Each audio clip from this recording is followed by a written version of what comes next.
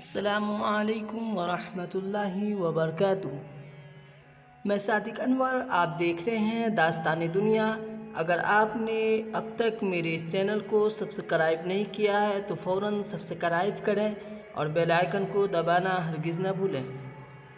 اگر آپ کو میری ویڈیو اچھی لگے تو لائک کریں، شیئر کریں، کامنٹس کریں۔ تو ناظرین، آج ہم بات کریں گے چنگیز خان اور اس کے جانشینوں کے بارے میں۔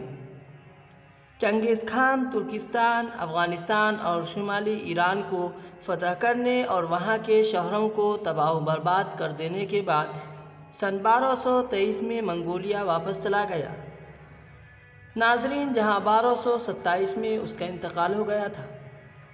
چنگیز اگرچہ منگولیا کے غیر مہذب اور جاہل خانہ بدوشوں کے درمیان پیدا ہوا تھا، لیکن فوجی اور انتظامی معاملات میں وہ غیر معمولی صلاحیتوں کا مالک تھا۔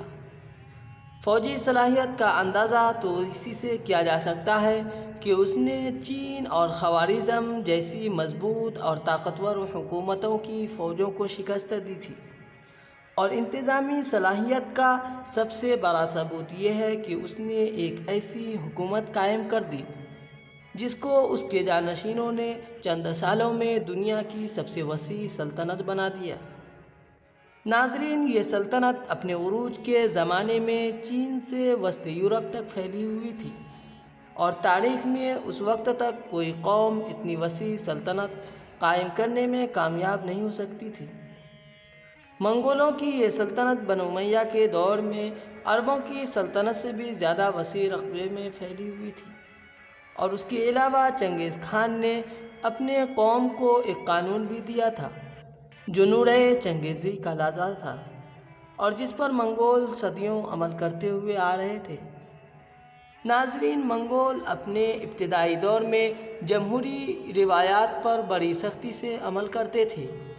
ان روایات میں سے ایک یہ تھی کہ جب کوئی اہم معاملہ پیش آتا تھا تو تمام منگول سرداروں اور امیروں کا ایک اجتماع کیا جاتا تھا، جس کی ترکی اور منگولی زبان میں قرلتائی کہا جاتا ہے، اور اس اجتماع میں سب کے مشورے کے بعد کوئی فیصلہ کیا جاتا تھا۔ تخت نشینی کا مسئلہ بھی قرلتائی میں طے کیا جاتا تھا۔ ناظرین، منگولوں میں بادشاہت موروثی تھی، یعنی یہ کہ باپ کے بعد اس کی اولاد حکمراں ہوتی تھی، لیکن یہ فیصلہ کہ اولاد میں سے کس کو بادشاہ منتخب کیا جائے قرلتائی کرتی تھی۔ منگول بادشاہ خان یا آقا خان کہلاتا تھا۔ قراقرم، جس کے کھنڈر منگولیا کے موجودہ دارالحکومت کے قریب پائے جاتے ہیں، منگول سلطنت کا دارالسلطنت تھا۔ ناظرین، آج کے لیے اتنا ہی۔ اگلے ویڈیو تک آپ کی دعا ہمارے ساتھ رہے۔ السلام علیکم۔